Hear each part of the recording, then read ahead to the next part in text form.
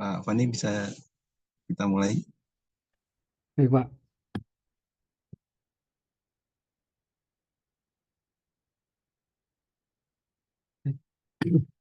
Bismillahirrahmanirrahim. Assalamualaikum warahmatullahi wabarakatuh. Ya. Selamat pagi kepada semuanya.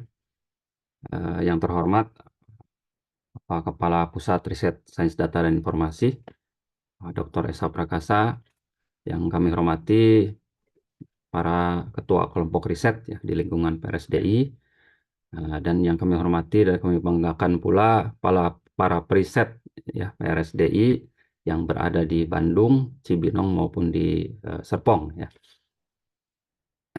Alhamdulillah pada kesempatan pada pagi ini ya, kita seperti biasa melaksanakan pertemuan pekanan PRSDI yang pada kesempatan kali ini adalah giliran kami dari kelompok Riset Knowledge and Data Engineering untuk mempresentasikan hasil-hasil kegiatan risetnya.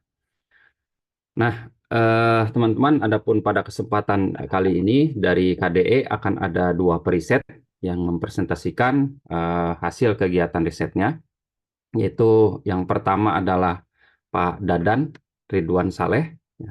Nah, beliau akan mempresentasikan mengenai ketertelusuran data rantai pasok untuk perikanan rajungan berkelanjutan. Nah, kemudian yang kedua adalah Pak Slamet ya akan mempresentasikan mengenai multi-source transfer learning for name entity recognition in biomedicine and biology. Ya. Alhamdulillah Pak Slamet Rianto ini ya, kemarin baru saja ya mendapatkan gelar doktor ya, alhamdulillah lulus dari IPB University ya. Nah, walaupun tentu di BRIN belum diakui ya Pak Slamet ya. Oke. Baik, sebelum kita masuk ke acara paparan dari para periset tersebut, mungkin ada sepatah dua patah kata sambutan dari Pak Kapus kepada Pak Dr. Esa Prakasa. Kami persilakan. Ya, baik. Terima kasih Pak Koni atas kesempatan yang diberikan. Bismillahirrahmanirrahim. Assalamualaikum warahmatullahi wabarakatuh. Selamat pagi, ya salam sejahtera bagi kita semua. Ya, jadi alhamdulillah pada kesempatan kali ini kita bisa melaksanakan kembali kegiatan pertemuan pekanan ya di Pusat Riset Sains Data dan Informasi. Tadi sudah disampaikan oleh Pak Koni ya, sebagai Ketua kelompok riset dari Knowledge Data and Engineering. Ya, jadi ada dua penyaji ya makalah. Yang pertama Pak Dadan ya. Pak Dadan saat ini juga sedang studi untuk Pak S3 ya. Kemudian juga Pak Dr. Slamet Rianto yang beberapa waktu lalu alhamdulillah sudah menyelesaikan studinya S3 ya. Dari saya mungkin tidak banyak yang akan saya sampaikan. Mungkin yang pertama terkait dengan kegiatan konferensi kita ya, konferensi IC3INA 2024 ya. Alhamdulillah sudah mendapatkan approval ya dari IEEE ya. Maka dengan ini mohon kesempatan ini dimanfaatkan ya, Bapak Ibu mungkin bisa ikut membantu ya, selain mengirimkan paper ya, publikasi, juga bisa mengajak ya koleganya mungkin dari perguruan tinggi ya, atau mungkin mahasiswa bimbingan yang ada untuk bisa mengirimkan paper di konferensi kita ya di IC3INA 2024 ya, sehingga konferensi kita lebih semarak ya, lebih banyak peserta dan juga lebih banyak hasil-hasil riset terbaru ya yang bisa dipaparkan ya, bisa disampaikan ataupun diikutsertakan di konferensi IC3INA 2024 ya. Masih ada cukup banyak waktu ya untuk menyiapkan paper ya, kalau tidak salah sampai akhir Agustus ya mungkin ya untuk yang fase yang terakhir ya. Jadi sekali lagi saya mendorong ya Bapak Ibu semua dan mungkin punya mahasiswa bimbingan ya atau punya kolega di kampus untuk bisa mengirimkan publikasi atau paper di IC3 ini. Mungkin demikian dari saya. Sekian, terima kasih. Assalamualaikum warahmatullahi wabarakatuh. Waalaikumsalam warahmatullahi wabarakatuh. Baik, terima kasih Pak Kapus. Nah, selanjutnya kita masuk ke acara paparan, yaitu yang pertama adalah dari Pak Dadan Ridwan Saleh. Ya. Kepada Pak Dadan, kami persilahkan.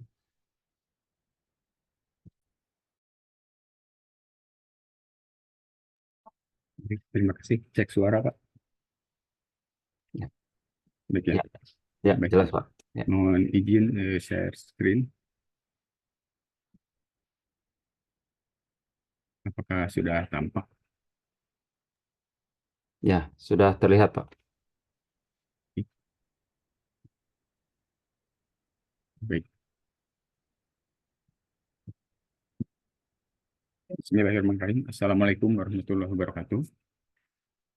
Selamat pagi, salam sejahtera untuk kita semua. Yang terhormat Pak Esa Prakasa dan yang terhormat Bapak Ibu sekalian. Kali ini saya izinkan saya untuk mempresentasikan hasil penelitian yang masih berjalan sebetulnya berkaitan dengan ketertelusuran data rantai pasok untuk perikanan rajungan berkelanjutan. Kegiatan ini merupakan kegiatan RIM BES 3, di mana judul besarnya adalah model integrasi data. Model integrasi data sosial ekonomi untuk keberlanjutan sumber daya dan peningkatan daya saing ekspor perikanan rajungan. Institusi riset adalah Pusat Riset Ekonomi Perilaku Sirkuler, ORTKP EKM, dan saya sendiri di Pusat SDI. Mitranya adalah Bapeda Provinsi Jawa Tengah.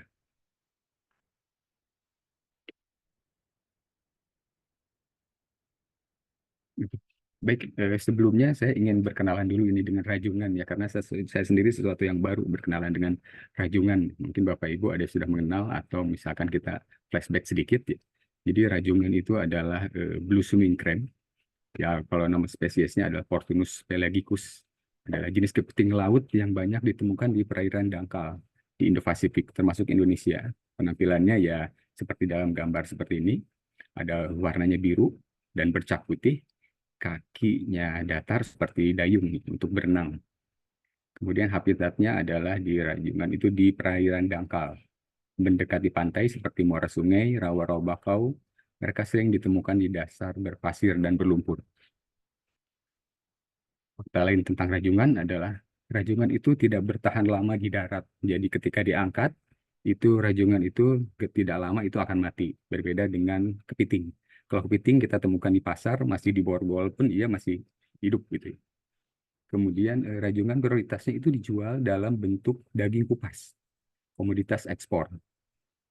Kemudian rajungan setelah ditangkap harus segera direbus supaya menjaga kualitas daging dan dilanjutkan proses dingin yang tidak boleh terputus. Jadi setelah direbus kemudian dimasukkan ke dalam es dengan proses dingin tidak boleh terputus sampai dikalengkan. Kemudian rajungan ini tidak masuk ke TPI, tempat pelelangan ikan. Jadi para nelayan rajungan itu cenderung dikirim ke pengepul atau mini plan. Dijual ke pengepul atau mini plan. Berkaitan dengan nelayannya adalah nelayan rajungan itu ada yang harian, ada yang bambangan. Bambangan ini istilah dari nelayan itu sendiri, di mana kalau yang harian itu dia tebar jaring di malam hari, kemudian paginya dia kemudian pulang, kemudian pagi dia berangkat untuk mengambil hasil jaring itu. Ada juga yang bambangan, artinya beberapa hari di keluar, bahkan bisa sampai misalkan berangkat dari Cirebon, kemudian nangkep, jual di Lampung, pulang lagi dan seterusnya. Jadi waktunya mungkin berbulan-bulan. Dan kemudian alat tangkapnya itu ada yang apa ya, ramah lingkungan dan ada yang tidak ramah lingkungan. Misalkan ada yang jaring dasar, ada bubu lipat, ada jaring serok. Nah, yang termasuk yang tidak ramah lingkungan adalah jaring serok. Jadi jaring kemudian ada garuknya, ditarik, itu tidak hanya rajungan kecil dapat, tapi juga ekosistemnya rusak. Nah, nelayan menjual ke pengepul ataupun mini plant. Baik, itu sekilas tentang rajungannya sebetulnya. Dan ini adalah gambaran besar latar belakang kegiatan ini bergabung dengan Pusat Riset Ekonomi. Pertama, permintaan pasar internasional itu tinggi, seperti di Amerika dan Uni Eropa, menambah tekanan memenuhi standar kualitas dan keberlanjutan produk rajungan, kemudian sumber pendapatan komunitas pesisir. Jadi sejak 1990 itu rajungan menjadi sumber pendapatan penting dari komunitas pesisir Utara Jawa, khususnya di Utara Jawa. Penangkapan berlebihan, karena permintaan yang tinggi, overfishing, dan alat tangkap tidak ramah lingkungan ini menyebabkan penurunan populasi. Dan ukuran rujungan pun semakin hari itu semakin kecil tangkapan itu, menciptakan ketidakseimbangan antara permintaan dan keberlanjutan. Yang terakhir adalah berkaitan dengan data, kurangnya manajemen data. Kurangnya manajemen data ketertelusuran menghambat pemantauan dan pengelolaan stok rajungan yang berkelanjutan. Permasalahan masalah adalah penurunan populasi rajungan ini, bagaimana overfishing dan praktek penangkapan tidak selektif mempengaruhi populasi rajungan di pantai utara Jawa, kemudian kepatuhan terhadap regulasi, sejauh mana para pemangku penangkapan rajungan ini mematuhi regulasi pemerintah, kurangnya ketertelusuran data, dan adopsi teknologi. Bagaimana teknologi dapat digunakan untuk meningkatkan ketertelusuran data dan manajemen stok rajungan. Tujuannya adalah mengidentifikasi masalah integrasi data sosial ekonomi dari hulu sampai hilir pada perikanan rajungan, menganalisis rantai pasok rajungan di Indonesia, dan menganalisis perumusan basis data informasi integrasi data sosial ekonomi perikanan rajungan di Indonesia. Kami melakukan riset di 2 titik, yaitu di pantai utara Jawa di sekitar Cirebon dan Rembang. Kami telah melakukan 3 kali perjalanan ke sana, 1 kali ke Cirebon dan 2 kali ke Rembang untuk pengambilan data. Adapun luaran dari kegiatan ini, pertama ada buku profil sosial ekonomi rantai pasok. Ini dilakukan oleh Pusat Riset Ekonomi Sirkular, konsep model sistem ketelusuran data ekonomi juga oleh Ekonomi Sirkular, dan kemudian ada karya tulis yang ditulis bersama berkaitan dengan rantai pasok. Di tahun kedua, kami merencanakan ada satu sistem telusur sistem informasi penelusuran berbasis web dan mobile phone. Ini adalah permintaan dari hasil FGD yang dilakukan. Ketiga, ada karya tulis ilmiah dari sisi informasi, dan tahun ketiga diharapkan adanya HKI. Di luaran pertama, ada 1 tahun kemarin, alhamdulillah sudah terbit 1 paper di Q2, Supply Chain Pattern Blue Swimming Crab in North Coast Java, Indonesia, yang latar belakangnya adalah volume produksi berdasarkan Kementerian Kelautan, bahwa produksi rajungan, paper ini masih berkaitan, belum menjurus ke bidang kita, yaitu di sains data, tapi masih umum, karena pertimbangannya adalah kami dimasukkan ke kegiatan ini supaya ikut dulu mengikuti case-nya seperti apa, dan akhirnya kita menulis bersama terkait dengan tulisan ini. Pertama adalah latar belakangnya adalah volume produksi, kedua nilai ekonomi rajungan itu yang kualitasnya rata-rata rajungan itu per kilogramnya adalah 90 sampai 315.000. Kemudian Indonesia adalah satu eksportir utama, gitu ya. Jadi memang rajungan ini Indonesia adalah salah satu eksportir utama mengirim ke Amerika pada khususnya, gitu. Rajungan ini banyak diminati oleh Amerika, berbeda dengan kepiting yang lebih banyak diminati oleh pasar Asia. Itu dari lapangan. Kita melakukan survei, pengambilan data, FGD, dan pengambilan data sekunder. Kemudian ada beberapa kita mengumpulkan survei itu, kita mengumpulkan kuesioner, kemudian diisi, dan itu diharapkan menjadi satu paper, dan diharapkan juga menjadi acuan bahwa kita akan membangun satu sistem informasi dari hasil demografi pemetaan pengguna. Ini misalkan contohnya adalah bahwa nelayan itu di Rembang dan Cirebon 98% itu sekolahnya adalah di elementary. Jadi dengan demikian, apabila kita akan membangun sistem informasi apa yang cocok dan bagaimana tampilan visualnya supaya meningkatkan partisipasi mereka dan seterusnya. Jadi beberapa demografi ini kita capture, dan di kesimpulan paper ini adalah industri perikanan di pesisir utara Jawa ditambahi oleh praktek tradisional dan rantai pasok kompleks yang melibatkan banyak pemangku kepentingan. Meskipun menghadapi tantangan penurunan stok fluktuasi pasar, terdapat peluang untuk menambahkan nilai dan keberlanjutan lingkungan, gitu ya, dengan koordinasi yang lebih baik. Peningkatan keterlusuran data dan kemajuan teknologi sangat penting untuk praktik keberlanjutan dan daya saing pasar. Kemudian di luaran kedua, di tahun kedua akhirnya, tapi sudah dimulai dari titik sekarang, kita membangun satu sistem informasi. Sebetulnya sistem informasi ini tidak ada yang lebih istimewa, ya. Kita akan membangun aja, mendevelop satu sistem yang saya adopsi dengan waterfall, identifikasi kebutuhan, pengembangan aplikasi, sistem desain, uji pemeliharaan, dan pelatihan pengguna. Faktor dalam pengguna ini kita sudah petakan di kegiatan selanjutnya. Di sana ada nelayan yang tentunya menangkap ikan dan menjual, kemudian transaksi dengan pengepul. Kemudian ada pengepul. Pengepul ini adalah yang mengumpulkan atau yang menerima penjualan dari nelayan, melakukan transaksi dengan money plan, gitu ya. Menjual dengan pengepul lainnya. Jadi pengepul ini adalah bandar kalau di lapangan ya, gitu. Kemudian ada juga mini plan. Mini plan itu selain membeli, mereka itu adalah mengupas rajungan dan menjualnya dalam bentuk daging yang sudah dipilah ke unit pengelola ke pabrik ya, ke plant. Dan plant ini melakukan pembelian dan kemudian pengalengan, kemudian dia ekspor. Gitu. Jadi ada aktor penting dalam sistem ini. Ini mungkin gambaran use case yang sederhana adalah di mana yang utama adalah adanya nelayan. Nelayan ini ada beberapa aktivitas. Pertama, aktivitas keberangkatan.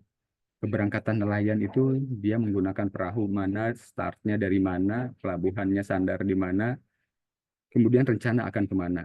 Kemudian aktivitas penangkapan, kita mengambil data di tengah laut, gitu ya, bahwa titik mana saja yang diambil rajungan itu, karena mereka akan menebarkan bubu. Kemudian aktivitas bongkar, aktivitas setelah rajungan diambil, kemudian dipanen, dia sandar di mana, kemudian hasilnya berapa. Kemudian lakukan transaksi dengan pengepul, pengepul transaksi dengan mini plan bertransaksi dengan plan ini adalah pabrik. Mungkin gambaran kasarnya seperti itu, setelah detailnya mungkin nanti akan dijelaskan lebih lanjut. Ini adalah diagram ERD-nya. Dan di tahun pertama ini kami belum bisa sampai ke bentuk software yang asli, karena pertama kita menampilkan kurang lebih visualnya saya dulu, gitu ya. Secara fungsi belum. Di sini ada beberapa tampilan yang kami kemudian akan olah kembali, gitu ya. Di tahun kedua kami harapkan software ini sudah selesai. Namun tantangannya adalah nelayan sebagai salah satu pengguna utama yang datanya dibutuhkan itu tingkat pendidikannya lebih rendah. Berarti dibutuhkan aplikasi yang user friendly dalam konteks nelayan. Seperti apa mereka bisa berpartisipasi. Kedua, aktivitas pengguna aplikasi mobile phone terkendala akses, karena kemarin di FGD itu mereka memintanya adalah aplikasinya berbasis mobile phone, gitu ya, untuk nelayan, dan untuk aktor-aktor lain menyesuaikan tidak harus sebagai menggunakan mobile phone.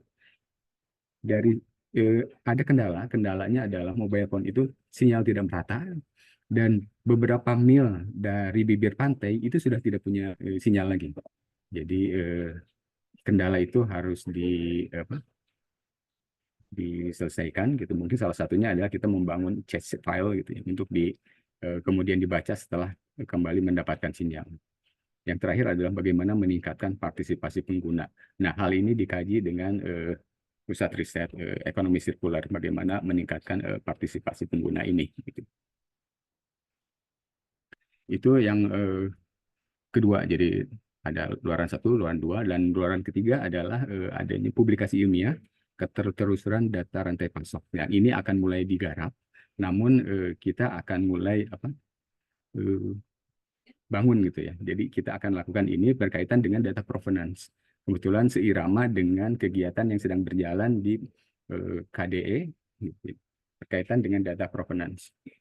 Jadi data rantai pasok rajungan bersifat heterogen dan terdistribusi. Jadi data itu terdistribusi, terpolah-polah, dan kemudian heterogen. Dikumpulkan dalam berbagai sumber. Kalau di sistem informasi yang sudah itu ada dari nelayan, pengolah, distributor, kemudian belum lagi dari data sekunder, data lainnya. Kita akan membangun satu basis pengetahuan yang kompleks, gitu ya. Kemudian ketertelusuran data rajungan memerlukan formalitas data. Selain dari mereka itu heterogen, kita harus formalkan, yang kemudian penerapan data provenance ini dalam rantai pasok rajungan memastikan setiap langkah penangkapan hingga distribusi. Jadi di akhir bisa memastikan setiap langkah, intinya adalah kita bisa melakukan inferensi dari semua tahap-tahap kegiatan dalam proses bisnis penangkapan rajungan. Metodologinya adalah database event detection. Setiap ada peristiwa kita rekam, gitu. Kemudian rekaman itu kemudian kita simpan dalam bentuk provenance dan dipetakan dalam skema. Skema yang kita buat adalah menggunakan PROF-O. Ya. PROF-O itu Provenance Ontologi, di mana direkomendasikan oleh W3C. Selanjutnya kita bisa dengan terbangunnya mapping ini, kemudian kita bisa melakukan inferensi terhadap supply chains-nya. Yang terakhir adalah kita melakukan inferensi juga terhadap data temporal yang bersifat provenance-nya. Gitu. Ini adalah gambaran umum apabila kita memetakan itu bagaimana entitas-entitas kita petakan, kemudian hubungan juga kita petakan. Gitu. Selanjutnya adalah pemetaan tahap ontologi. Kita membangun ontologi rantai pasok rajungan yang berkaitan dengan studi kasus kita. Dan satu lagi adalah memetakan terhadap PROF-O. PROF-O ini sudah mature dan kita petakan beberapa agent yang bersifat entitas-entitas, kemudian agent dan terhadap aktivitas. Gitu. Jadi setiap ada peristiwa kita petakan terhadap PROF-O ini. Di kesimpulannya adalah, ini kesimpulan keseluruhan.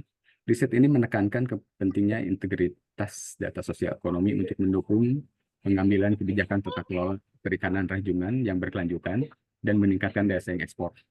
Yang kedua, diharapkan riset ini dapat menghasilkan sistem informasi dan efektif bermanfaat bagi stakeholder.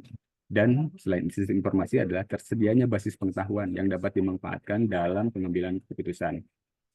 Yang selanjutnya adalah dengan adanya integritas data yang baik, berpotensi data itu digunakan kembali untuk berbagai riset. Mungkin itu yang sesi presentasi saya. Terima kasih. Selanjutkan di ke moderator untuk masukan daftaran dan sebagainya ditunggu. Terima kasih. Assalamualaikum warahmatullahi wabarakatuh. Waalaikumsalam warahmatullahi wabarakatuh. Baik, terima kasih Kang Dadan atas presentasinya.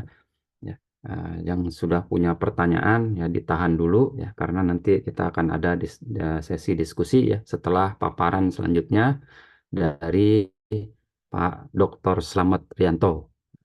Pada Pak Dr. Slamet Rianto, sudah siap Pak? Insya Allah siap, Pak Siap. Dr. Foni. Ya, baik. Nah, silakan Pak Slamet Rianto. Ya.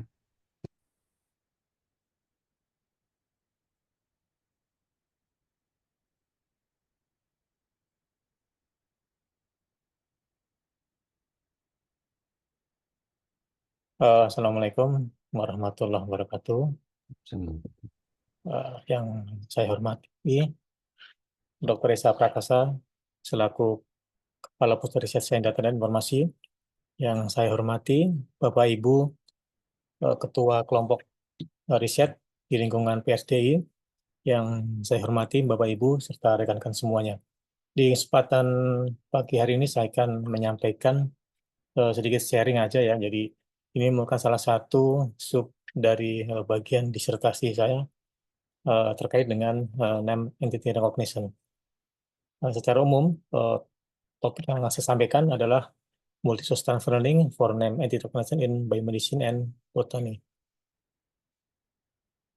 Poin-poin yang akan saya bahas di kesempatan pagi hari ini adalah sebagai berikut. Mungkin Bapak Ibu sudah memahami terkait dengan transfer learning. Saya akan sedikit menyampaikan bahwa beberapa konsep transfer learning itu adalah sebuah metode untuk memproseskan ulang terkait dengan model dan ataupun pengetahuan untuk aktivitas yang lainnya. Ini sebenarnya konsep terkait dengan transfer learning itu cukup banyak. Dan saya hanya mengutip dari sebuah publikasi. Nah, tujuannya apa? Nah, tujuan dari transfer learning adalah untuk memanfaatkan pengetahuan dari data terkait atau dari domain terkait, ini biasa disebut dengan source domain, dan untuk meningkatkan pembelajaran dalam domain tugas. Ini biasa disebut dengan target domain. Nah, selain itu, transfer learning juga bertujuan untuk mengurangi jumlah data berlabel yang dibutuhkan untuk tugas domain. Nah, tantangan dari permasalahan di sini adalah bahwa diharapkan pada domain khusus, beberapa riset terkait dengan domain plant dan disease, itu ini pada data yang berlabel sebagai ground truth itu sangat terbatas. hingga saat ini kami belum menemukan dataset yang berlabel, terutama untuk entitas plant maupun disease. Nah, di sini adalah disease untuk penyakit manusia, bukan penyakit pada tanaman.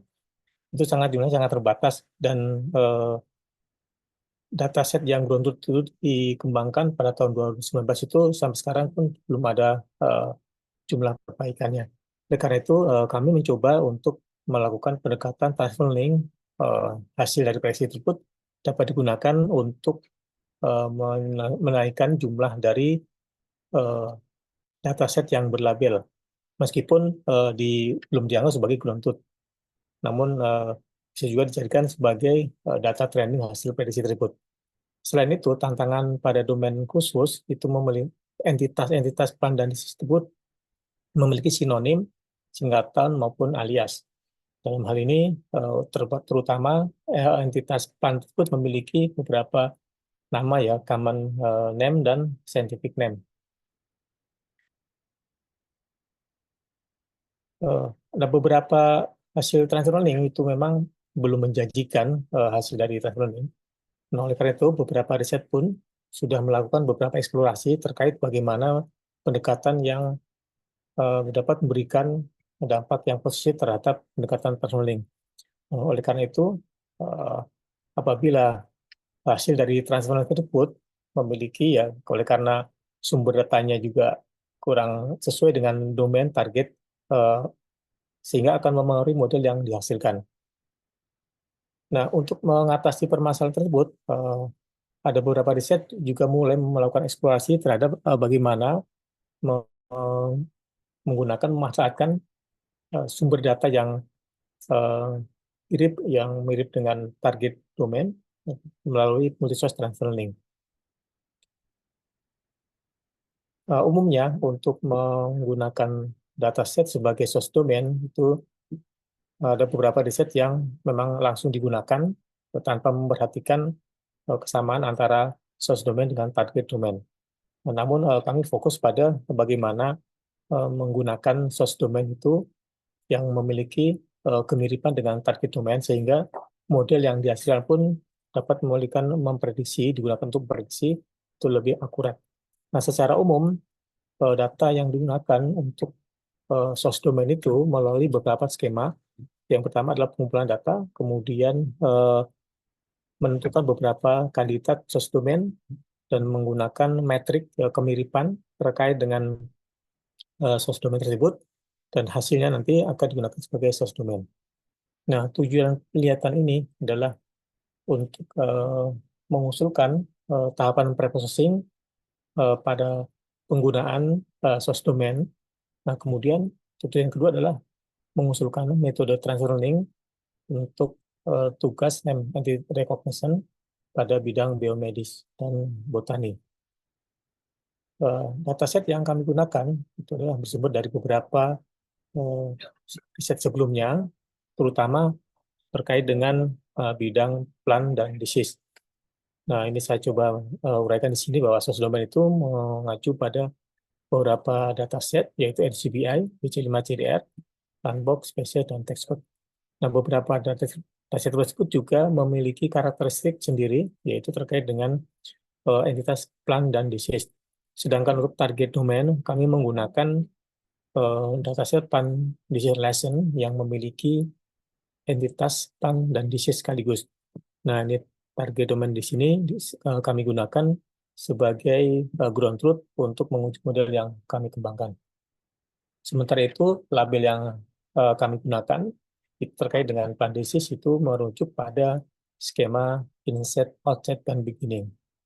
Nah, secara umum, label yang kami gunakan untuk riset ini adalah B-plant, E-plant, B-disease, E-disease, dan O.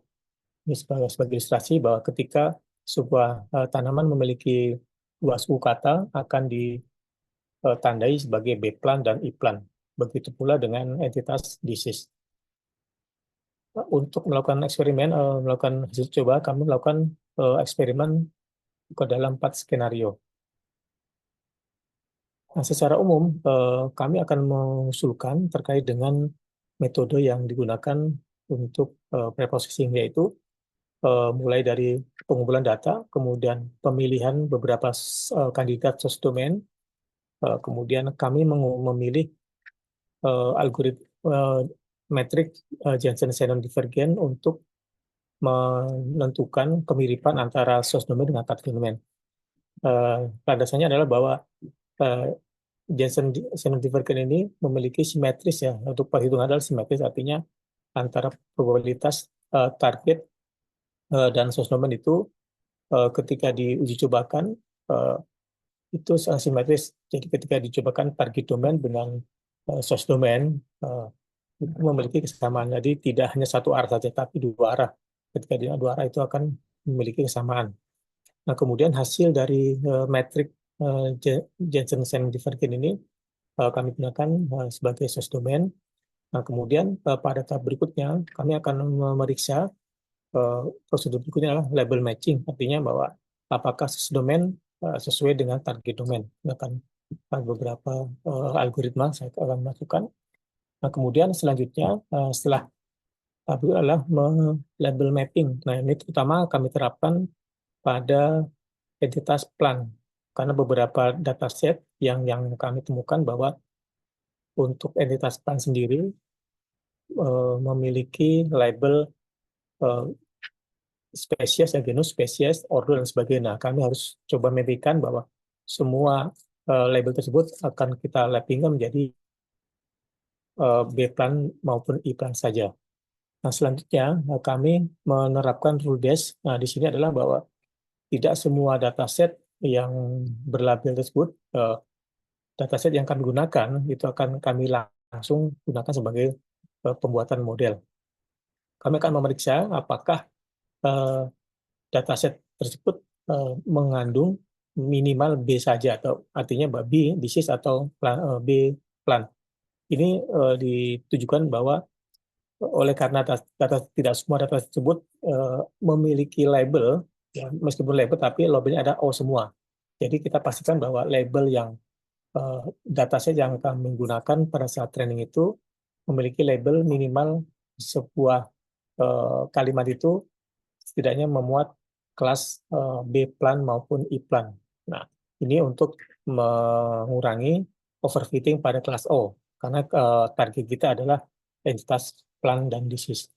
Nah, selanjutnya hasil dari rule base untuk hasil dari rule base algoritma kami gunakan untuk source domain. Nah, kemudian kami membagi data untuk training, testing, dan evaluasi dengan rasio 80, 10, dan 10. Nah, rasio ini kami rujuk pada riset sebelumnya bahwa beberapa riset menggunakan rasio 80, 10, dan 10 ini cukup efektif pada saat dengan data yang terbatas. Nah, selanjutnya untuk setelah pembagian data, kami menggunakan model Bybird untuk tokenisasi, kemudian fine tuning sampai dengan pembuatan pemodelan. Dan terakhir, kita menghitung kinerja model dengan cara menampilkan Bayesian, recall, Evan maupun sensitivity maupun specificity. Nah, ini fokus di sini adalah kita fokus untuk mengusulkan pada proses yang kita tadi seperti ini. Sehingga dengan adanya prosedur baru di sini, ada 3 prosedur, diharapkan source domain yang kita gunakan itu memiliki kualitas yang baik pada saat pembuatan model dan mirip dengan target. Bapak Ibu yang saya hormati, untuk melakukan tugas NERN ini kami memanfaatkan beberapa library, terutama Bird sendiri, dan untuk menghitung tugasnya sendiri kami memanfaatkan baris algoritma yang dikembangkan oleh CONLL, jadi Constraint Natural Language and Learning. Nah, kemudian kami mencoba menjalankan melalui beberapa parameter ini, parameter tuningnya. Nah, kemudian untuk maksimal sequence length-nya kami menentukan 256. Ini karena keterbatasan infrastruktur, jadi kalau kami mencoba di atas 500 itu, dan itu komputer itu error, jadi tidak memadai, jadi resource-nya cukup besar. Jadi kami membatasi hanya pada 256 saja. Sedangkan untuk jumlah epochnya kami memilih 20, ini berdasarkan rujukan paper sebelumnya. Sedangkan untuk jumlah basis 32 ini rujuk pada paper yang kami gunakan pada paper sebelumnya berdasarkan hyperparameter tuning menggunakan grid search. Untuk parameter yang lain kami menggunakan nilai default yang digunakan untuk latihan model BERT ini. Nah, hasil dari uji coba kami terhadap 4 skenario, yang di mana skenario yang pertama adalah kami mencoba menggunakan data training dan testing itu hanya dataset PAN dan SIS saja, di mana pada dataset tersebut cukup tinggi nilainya, jadi macro average-nya itu 0,85. Kenapa kami milih macro average? Karena di sini kami melakukan bahwa semua kelas memiliki bobot yang sama. Nah, kemudian kami mencoba melakukan eksperimen terhadap model tersebut, ya terhadap sebuah kalimat, di mana hasil prediksi dari model yang pertama itu ada beberapa masih salah memprediksi. Sedangkan untuk skenario yang kedua, kami mencoba menggunakan beberapa dataset tadi, dataset NCBI, dataset Sandbox, Species, dan Textbook sebagai data trainingnya. Nah, untuk testingnya, kami menggunakan ground truth dari Planck dan SIS dengan tanpa cleaning. Ini memperoleh skor 0,92. Nah, cukup tinggi ya. Jadi di sini kami mencoba ketika model tersebut diujikan pada sebuah kalimat, ini juga masih ada beberapa salah prediksi. Jadi yang kami tanda di sini adalah salah prediksi. Yang ini false negatif, false positif. Sorry, positif. Jadi seharusnya konstan itu tidak berhasil diprediksi. Nah, kemudian skenario yang ketiga, kami memanfaatkan seluruh data domain dan target domain tadi, source domain dan target domain, kami libatkan untuk proses training dan testing, namun tanpa data cleaning. Jadi rule base kami abaikan. Jadi data apa adanya kami masukkan untuk data training dan testing, dan ini skornya 0,69. Ini kecil sekali. Nah, di sini terlihat bahwa kelas O ini 0,99, artinya hampir 100%. Ini kenapa? Karena memang setiap dataset yang digunakan itu tidak semuanya memiliki label plan maupun disease. Nah, jadi memang berlabel tapi labelnya ada O. Jadi ini kenapa ini tinggi ya? Karena memang setiap dataset yang digunakan itu ada beberapa kelas yang kelasnya hanya clause setiap kalimat. Nah, yang menarik di sini bahwa pada model ini untuk skenario yang ketiga ini untuk F1 sangat kecil dan 0,09.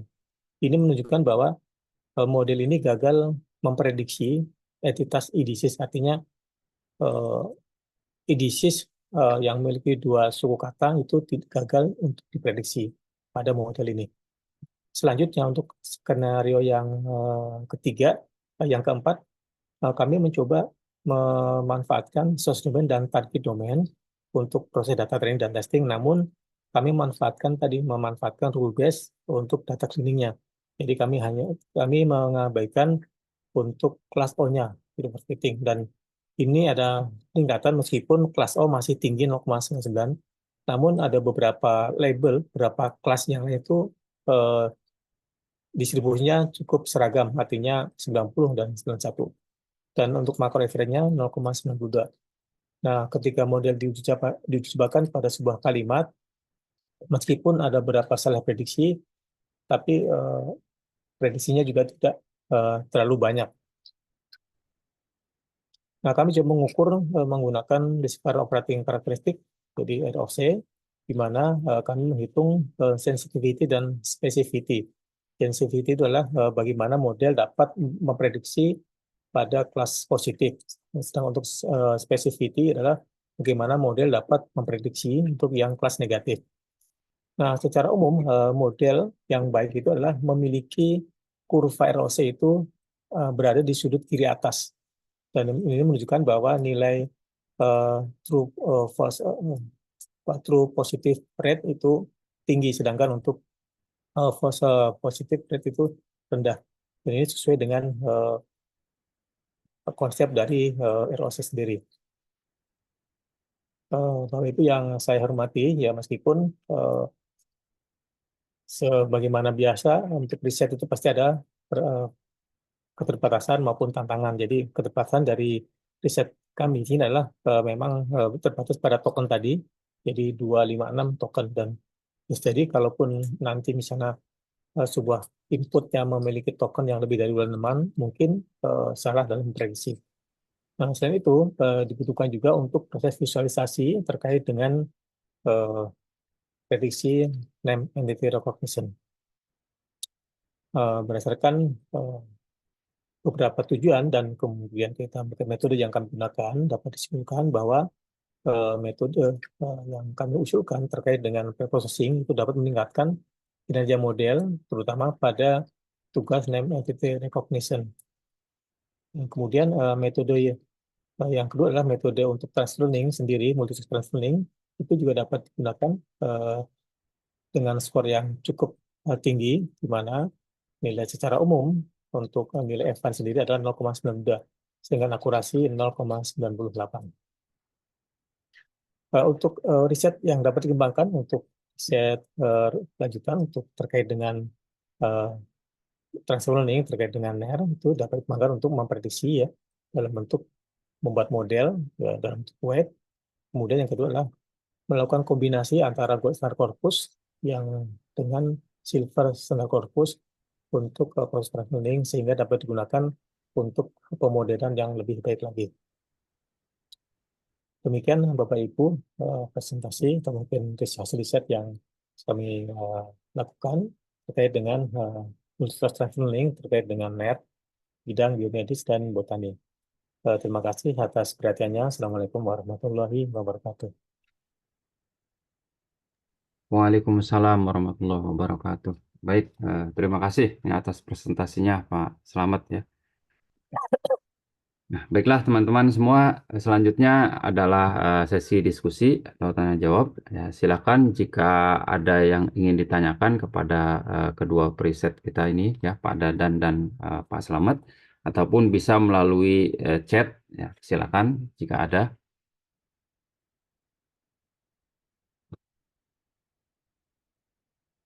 Oke, saya ingin bertanya dulu nih ke Pak Dadan ya, Pak Dadan ya. Tadi dijelaskan bahwasannya rajungan itu kan tidak masuk TPI ya. Nah, Ya. ya. Jadi langsung ke pengepul, dari nelayan langsung ke pengepul. Nah ini saat ini berarti pengawasannya seperti apa ya dari KKP itu kan? Karena tidak melalui TPI ya. Nah, sehingga pengawasan dan pendataannya itu seperti apa gitu ya, bisa mendapatkan data itu. Enggak, Pak Dadan. Baik, terima kasih Pak Foni. Jadi itulah salah satunya adalah yang mendasari riset ini. Jadi ketika ikan itu tercatat di tempat pelelangan ikan, sementara rajungan itu tidak tercatat. Datanya itu ada di entitas-entitas tertentu, yaitu pengepul dan mini plan. Nah, diharapkan dengan adanya ketertelusuran ini, mereka membuka datanya, sehingga dapat dibangun satu basis pengetahuan di mana nanti para pemangku keputusan pun bisa menentukan terkait dengan regulasi. Karena semakin ke sini itu kualitas rajungan dan kuantitas tangkapan itu semakin menurun. Gitu, Pak. Nah, ini upaya mungkin Pak Dadan sudah tahu upaya yang dilakukan oleh KKP ya dalam hal ini ya. Nah, sebagai apa? Sebagai institusi yang sangat berkepentingan terhadap hal ini gitu ya, dan mempunyai power istilahnya gitu ya. Nah, ini seperti apa usahanya untuk memaksa apa pengepul tadi dan mini plan itu untuk membuka datanya gitu ya. Dan kemudian nanti di riset ini kan akan membuat aplikasi gitu ya supaya bisa tercatat datanya tadi. Bagaimana apa memaksa pengepul dan mini plan ini mau gitu untuk membuka datanya dan menggunakan aplikasi tersebut. Nah, itu kan tantangannya, Pak. Silakan. Itu tantangannya memang Pak. Jadi kemarin itu berkaitan dengan data yang diambil itu yang bergerak adalah KKP dan para penyuluh. para penyuluh itu memberikan sosialisasi bahwa pentingnya data yang ujungnya adalah kembali untuk mereka sendiri. Itu yang dipolakan oleh mereka. Saya detailnya mungkin mereka yang lebih paham, tapi data ini mereka sosialisasikan bahwa butuhnya keterusan data ini akan dikembalikan juga manfaatnya kepada mereka.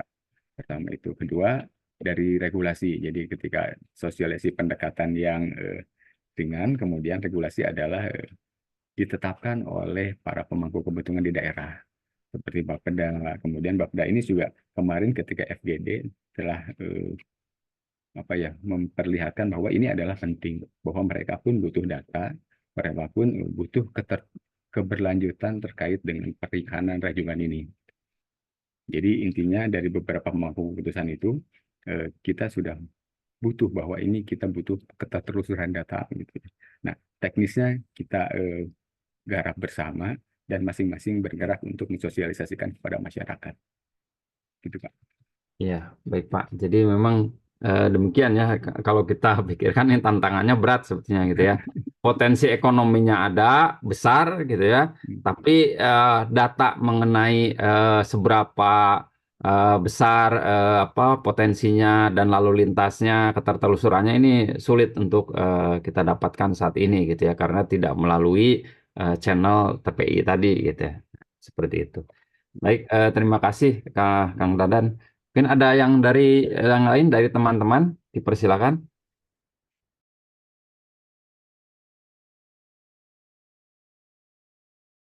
Baik, silakan Pak Esa.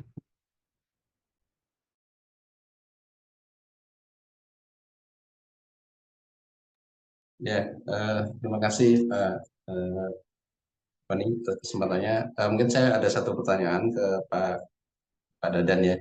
Tadi ada batasan mungkin ya jangkauan sinyal sehingga mungkin aplikasi tidak bisa digunakan mungkin sampai jarak pantai tertentu ya. Nah, namun di sisi lain untuk produk ranjungan tadi disebutkan kan banyak diambil ya, itu hanya di daerah pesisir ya. Nah, itu apakah memang diperlukan ya koneksi internet untuk nelayan sampai tingkat yang cukup jauh tadi ya dari bibir pantai?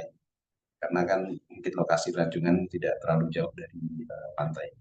Mungkin demikian Pak dari saya. Terima kasih. Iya, terima kasih Pak Esa. Jadi pemetaan di lapangan kemarin memang ada keterbatasan kalau sinyal itu beberapa mil dari bibir pantai itu sudah tidak ada. Itu pertama. Yang kedua adalah ranjungan itu adanya di bibir pantai. Namun semakin ke hari, semakin lama itu kuantitas dan kualitasnya semakin menurun. Pertama, kualitasnya semakin kecil karena yang kecil pun diambil. Kemudian kualitasnya berturun, kemudian kuantitasnya tentu menurun. Dan pengambilan itu dari hari ke hari itu makin ke tengah, Pak. Jadi menurut pengelola ranjungan itu, kita ngambil sekarang lebih ke tengah daripada di pinggir. Jadi ketika ada sistem aplikasi yang ingin memetakan, sebetulnya hanya ingin memastikan bahwa titik ini yang mereka tebarkan bubu. Jadi intinya adalah memerlukan titik ini, karena itu butuh internet. Tapi fakta lain adalah ketika internet tidak ada di laut, tapi GPS hidup. Jadi kemungkinan dari solusi dari kami adalah kita menyimpan chat file. Kemudian ketika pulang, titiknya tetap ditembak di tempat, di laut. Kemudian ketika sampai ke pinggir, itu baru masuk ke dalam database kita melalui aplikasi itu, Pak. Oke, berarti yang diperlukan tadi ya titik lokasi pengambilan tadi ya. Pengambilan itu tuh diperlukan untuk titik dan untuk mereka kembali, Pak. Jadi ketika malam mereka itu memberikan titik, kemudian pulang, besok paginya mereka datang lagi dengan mudah mencari titik itu apabila ada GPS di situ, Pak. Oke. Ya. Kalau untuk jumlah tadi memang ada di masing-masing pengepul ya. Ya. Kalau itu untuk kira-kira peluang kesediaan mereka ya untuk memberikan data itu bagaimana Pak? Ya itu. Jadi Hanya kan bukan apa permintaan langsung ya dari KKP atau apa. betul. Ya, jadi itu juga concern kami semua gitu ya. Terutama itu menjadi concern dari pihak ekonomi sirkular dan KKP, Pak.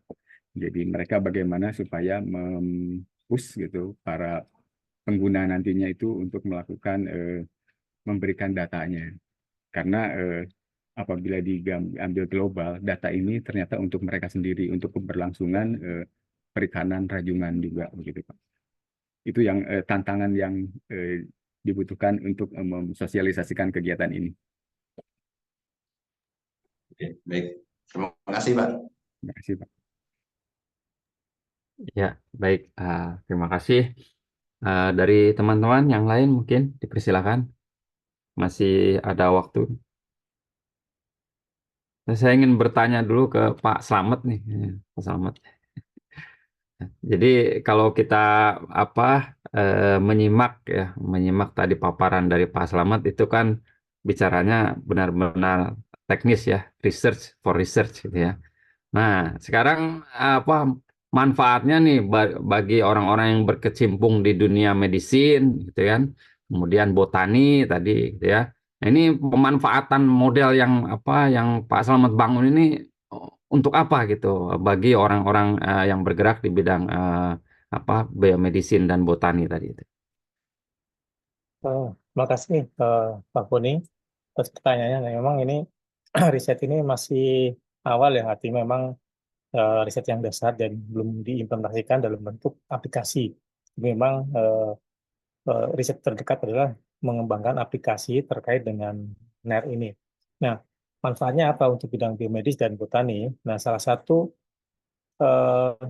untuk botani sendiri, manfaatnya adalah dapat digunakan untuk membantu literatur ya, beberapa literatur, karena yang saya pahami untuk bidang botani sendiri itu ada beberapa untuk menunjang ada in vitro, in vivo, dan salah satunya studi literatur. Nah, studi literatur ini salah satunya adalah mendeteksi nama tanaman, misalnya ya, nama tanaman meskipun secara spesifik tidak disebutkan. Namun, nah untuk aplikasi ini jika dikembangkan ke depan itu dapat membantu ya menandai beberapa langsung ke entitasnya tanaman, karena memang untuk botani sendiri kan fokus pada tanaman.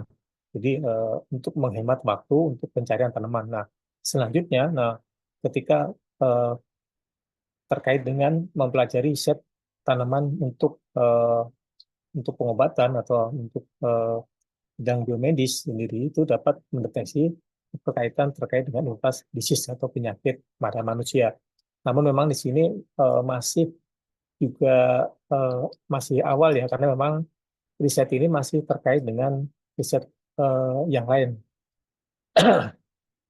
Jadi riset NER sendiri adalah subbagian dari information extraction, di mana information extraction itu memiliki sub lagi adalah name entity recognition, kemudian relation extraction, event extraction, dan satu lagi ada 4 masalah. Nah, itu masalah satu saja, jadi memang saling terkait. Nah, setelah nanti mendeteksi entitas plant maupun disease, riset sebelumnya adalah bagaimana hubungan kedua entitas tersebut perlu diungkap. Nah, salah satu adalah misalnya plant disease relation atau relation extraction, atau mungkin ketika terkait dengan tanaman obat bisa dikomunikasikan dengan misalnya senyawa A dengan senyawa B, kemudian menyebabkan penyakit apa. Nah, itu bisa di risetnya ke arah ke event extraction. Jadi uh, jadi memang ini salah satu dasar riset dari information extraction. Jadi ya pemanfaatnya tadi kita bisa mengembangkan untuk membantu tadi untuk bidang botani ya maupun bidang medis, hanya mungkin sekedar membantu mendeteksi beberapa entitas. Nah, kemudian eh, selanjutnya menganalisis keterkaitan antara entitas tanaman tersebut dengan penyakit. Itu kira-kira Pak Foni yang benar di sana. Ya, baik, menarik Pak Slamet. Jadi untuk saat ini nih baru sampai di name entity recognition ya, di NER-nya ya. Relation extraction-nya belum dilakukan nih, Pak Slamet. Untuk riset relation extraction sudah kami lakukan juga. Sudah. Jadi memang sudah kami lakukan sebenarnya, cuman memang dalam bentuk aplikasi belum kami kembangkan. Jadi risetnya ini sudah kami kerjakan. Oh iya ya, baik. Nah, kita kalau yang event extraction belum Pak? Nah, itu belum, itu Oh, cukup belum. rumit juga karena emang Hmm. harus ini topiknya yang berbeda tuh Pak. Oh, gitu. Jadi itu bisa menjadi topik untuk disertasi selanjutnya ya, bagi teman-teman yang mau Iya, melanjutkan, betul, yang betul mau itu kalau ini melanjutkan kerjaan Pak Slamet nih, gitu ya. bisa. Oh, bisa. Baik, terima kasih Pak Slamet. Nah, silakan pada teman-teman yang lain masih ada 3 menit nih jika ada yang masih ingin ditanyakan.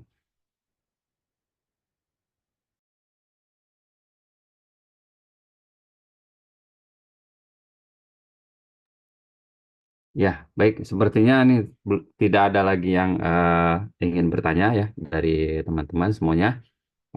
Baiklah, demikian pertemuan pekanan kita pada Rabu pagi ini ya 31 Juli 2024 ya. Mudah-mudahan ya apa yang telah disampaikan tadi ya oleh Pak Kapus kemudian oleh dua periset dari KDI ini ya bisa bermanfaat bagi kita semua ya. Dan bisa menjadi motivasi ya bagi kita ya untuk memenuhi target-target SKP ini ya yang sekarang sudah bulan 7 nih ya. Nah, demikian terima kasih atas kehadiran semuanya. Kita tutup pertemuan pekanan kali ini ya. Billahi taufiq wal hidayah. Wassalamualaikum warahmatullahi wabarakatuh. Salam. Ya, foto bersama dulu, Pak. Oh, foto bersama dulu ya. Oh ya, baik baik Pak. Sebelum ditutup, mari silakan untuk dibuka kameranya, ya, Bapak dan Ibu. Nah,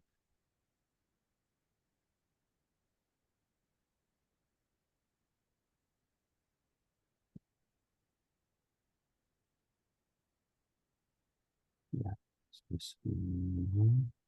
Baik, satu.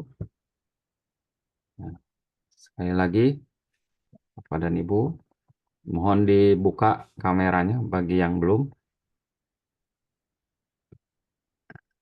Sekali lagi, ya, ya, baik. Terima kasih, Bapak dan Ibu semuanya.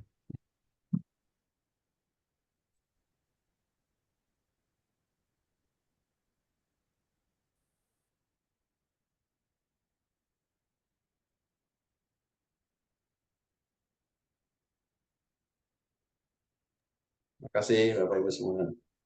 Izin di